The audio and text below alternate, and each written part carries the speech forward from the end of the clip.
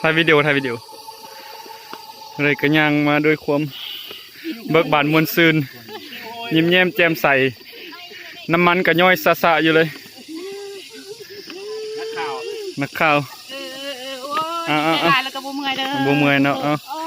ไงไปวันย่างไว้กระมูเต็มมาฮอดน้ำหลังกระมูนอนเชื่อยังเล่นจ้ะคือเทสุกมุตติ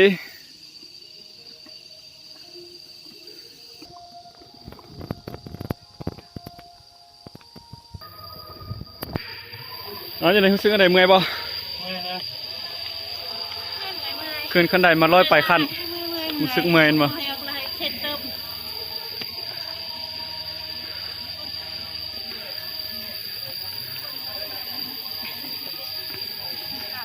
ยังบ่เมื่อยนอนใจสิขาดมาฮอดแล้วเด่นหุ่ง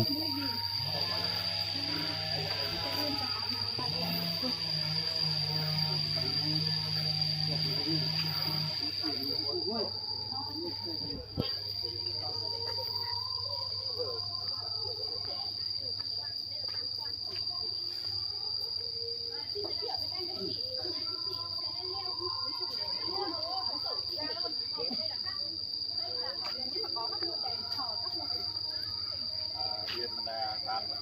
ในมือนี้พวกเขาจะได้ขึ้นภูนี่จะเป็นภูวัดโดยเป็นภูซาบรรพบุรุษนิดของประเทศเวียดนาม hôm nay thì các anh các chị sẽ chinh phục ngọn núi này với cái độ cao 175 m so với mặt biển ลูกสูงของภูนี่ละ175 เมตรทะเลกับหน้าทะเล xưa kia trên đỉnh núi này là nơi mà tổ tiên người Việt chúng tôi thờ trời và thờ lúa. Bởi theo quan niệm tổ tiên người Việt chúng tôi cho rằng là càng lên cao cầu trời thì trời càng thấu hiểu nhanh. ตามแนวคิดของคนทุกคนมาแห้งสูงอะไรฮอตเทวดาและแห้งเปิดเลยทับฟังไวกว่าในการขอทางของพูดเอา Và sau này với cái đạo biết ơn tổ tiên thì con cháu người Việt chúng tôi đã lập các ngôi đền để thờ các vua hùng trên ngọn núi này. ดังนั้นมัน